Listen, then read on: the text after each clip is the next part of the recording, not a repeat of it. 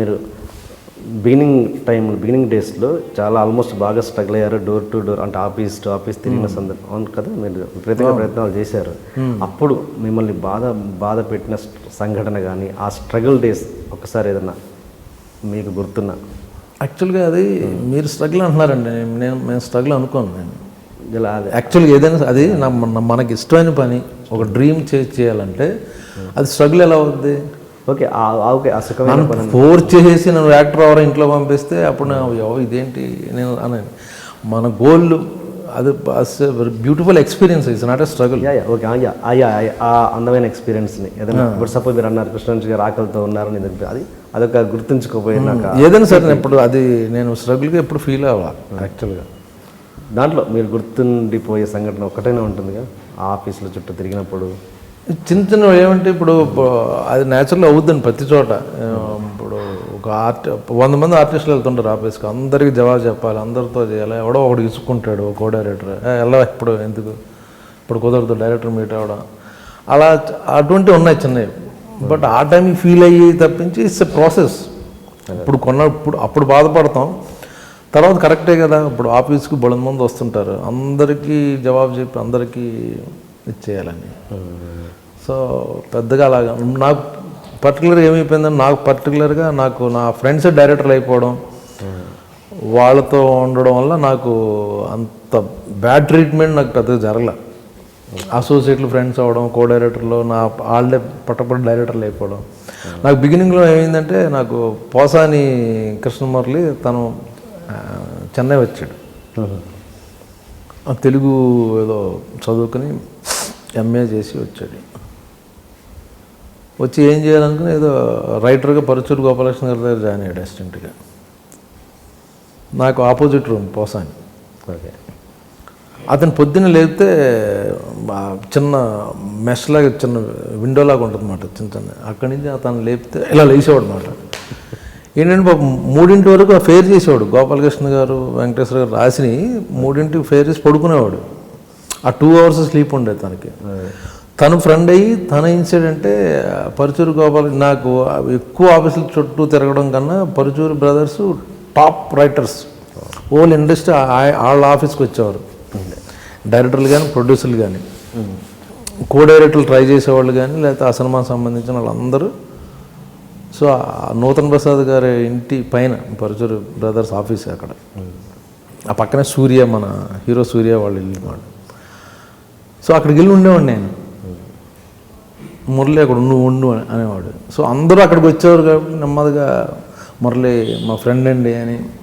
So Murali చాలా help చేశాడు. అలాగే పరుచూరు బ్రదర్స్ చాలా హెల్ప్ చేశారు నాకు. వెంకటేశ్వర గారు, గోపాలకృష్ణ గారు వాళ్ళు క్లోజ్ సర్కిల్లో డైరెక్టర్లు, వాళ్ళు చెప్తే పెట్టేసుకునేవాళ్ళు. ఇప్పుడు మన వై నాగేశ్వరరావు గారు కానీ వీళ్ళ సినిమాల్లో నన్ను దూరి చేసేవారు.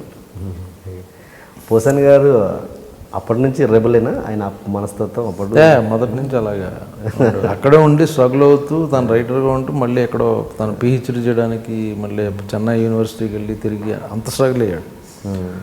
సో అప్పుడు నాకు పరుచూరు బ్రదర్స్కి చెప్పి, అతనుకున్న పరిచయం ఉన్న డైరెక్టర్లతో వాళ్ళతో చెప్పి చిన్న క్యారెక్టర్లు చేసేవాడిని.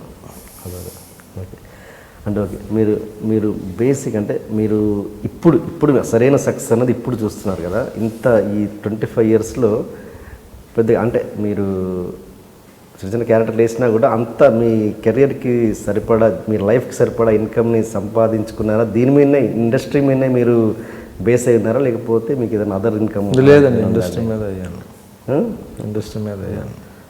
అంటే మీరు చేసిన క్యారెక్టర్తో ఇంత సరిపడా వచ్చిందంటారా?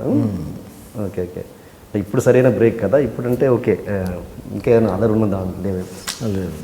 ఓకే, మీరు పెద్దగా అంటే మీ క్యారెక్టర్ చూస్తుంటే పెద్దగా చొచ్చుకుపోయే రకం కాదు, పెద్దగా మస్కాలు కొట్టి చేసే క్యారెక్టర్ అయితే మీరు అస్సలు కాదని క్లియర్గా అర్థమవుతుంది. ఎలా గెట్ ఆన్ అవ్వగలిగారు ఇండస్ట్రీలో? జెన్యున్గా ఉంటే వర్కౌట్ అవుద్దని మేబీ లేట్ అవ్వచ్చు. ట్రూత్ఫుల్గా, జెన్యున్గా, సిన్సియర్గా ఉంటే ఎవరితోనైనా సరే. మస్కా కొట్టేసి లేదా పడేసి అనేది అది షార్ట్ టైం సక్సెస్ అండి. అది మేబీ 1-2 years పటపట రావచ్చు. ఆ తర్వాత నీ గురించి తెలిసిపోద్ది అవతలవాడికి. వీ కాంట్ ప్రిటెండ్ అట్లా. సో జెన్యున్గా ఉంటే సరిపోద్ది కదా. బెస్ట్ గేమ్ ఏంటంటే ఆ గేమ్లు ఆడడం అంటారు లైఫ్లో. Fair game is the best game. ఫెయిర్గా ఉండు, అది ఎప్పటికైనా వస్తుంది. ఎప్పటికైనా లేట్ అయినా సరే తర్వాత రియలైజ్ అవుతారు, వస్తుంది. సో మీ టైం ఇప్పటి నుంచి స్టార్ట్ అయిందనుకు వచ్చాక ఇంకా ఎక్కడ బ్రేక్ లేకుండా ఇప్పుడు బాగుంది. బట్ అప్పుడు ఏదో బాగుంది కదా అని నేను యాక్చువల్గా నేను బుద్ధిస్ట్ని కాదు కానీ బుద్ధిజం ఫిలాసఫీ ఒకటి ఫాలో అవ్వడం వల్ల నేను ఆ ఫిలాసఫీ ఏం చెప్పుద్ది అంటే హై లైఫ్ కండిషన్స్, మనిషికి లో పీరియడ్ హై పీరియడ్ ఏదో ఉంటుంది, కూర్చుని ఆడవద్దని చెప్తుంటుంది ఆ ఫిలాసఫీలో. ఒక ప్రాబ్లం ఉంది, 10 రోజులు ఏడుస్తూ కూర్చుంటాం, బాధపడతాం, ఇది బట్ 11వ రోజు ఆ ప్రాబ్లం సాల్వ్ అయిపోద్ది. బట్ ఈ 10 రోజులు ఎందుకు ఏడ్చావు నువ్వు? నీకు తెలుసు కదా 11వ రోజు అయిపోద్దని. సో ఆ ఫిలాసఫీ వల్ల నేను ఎప్పుడు నా ఫ్యూచర్ ఉంది అని నేను కృంగిపోలా. ఓకే. సో కాన్ఫిడెంట్గా ఉన్నా. సో అది చాంటింగ్ చేసాం అనమాట. అది ఇట్స్ అబౌట్ లోటస్ సూత్రం, నమ్యో రింగే కానీ. So morning and evening chanting చేస్తా. దానివల్ల నాకు ఇప్పుడు సక్సెస్ వచ్చిందని ఎగిరిపోవడం లేదు, అలాగ ఫ్లాప్ కదా అని లేకపోతే ఏం బాగుంటలేదని కూర్చుని ఆడవడం జరగలేదండి. మీరు బుద్ధిజంకి అట్రాక్ట్ అవ్వడానికి ఏంటి రీజన్? నా వైఫ్ తను బాగా ప్రాక్టీస్ చేస్తుంది. ఓకే. సో దాని ద్వారా నాకు కూడా చెప్పడం చూడడం నచ్చింది నాకు. ఇట్స్ నాట్ అబౌట్ పిల్లలు. ఇప్పుడు ఏంటంటే మనం ఏం చేస్తామంటే నా గురించి నేను ప్రే చేసుకుంటాను. తిరుపతి బాలాజీ దగ్గరికి వెళ్ళి ఆ దేవుడి దగ్గరికి వెళ్ళి నాకు ఇది ఫలానా కావాలి, నాకు ఫలానా కావాలని. ఈ ఫిలాసఫీలో ఏంటంటే ఎదుటి వాళ్ళ గురించి కూడా వాళ్ళ హ్యాపీనెస్కి నువ్వు ప్రే చేస్తే యూ గెట్ బెనిఫిట్. ఎగ్జాక్ట్లీ. మీరు సపోజ్ మీరు మీ శ్రేయస్సు గురించి మీ బాగు గురించి నేను ప్రే చేస్తే ఆటోమేటిక్గా ఇండైరెక్ట్గా నాకు కూడా బెనిఫిట్ వస్తుంది. ఎగ్జాక్ట్లీ. మీది బాగా ఆదర్శవంతమైన వివాహం. అది అంటే ఎలాగంటే మీరు ఓపెన్గా ఉన్నారు, మీరు ప్రతి విషయాన్ని ఏది సీక్రెట్గా ఉంచుకోలేదు, professional thing and personal thing. And చెప్పారు మీరే చాలా ఓపెన్గా. మీది మీ వైఫ్కి సెకండ్ మ్యారేజ్ అండ్ మీరు అని అంటే మీరు ఎలా జరిగింది మీ లవ్ స్టోరీ? అంటే మీ లవ్ స్టోరీ ఎలా జరిగింది చెప్తారా కొంచెం?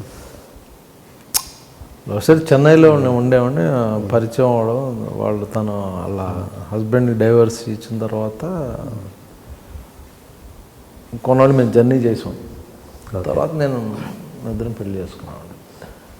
అంటే ఎక్కడో ఏమంటారు కనెక్ట్ అయిన విషయాలు ఉంటాయి కదా, ఎందుకంటే అది రెగ్యులర్ మ్యారేజ్ కాదు కాబట్టి అడుగుతున్నాను.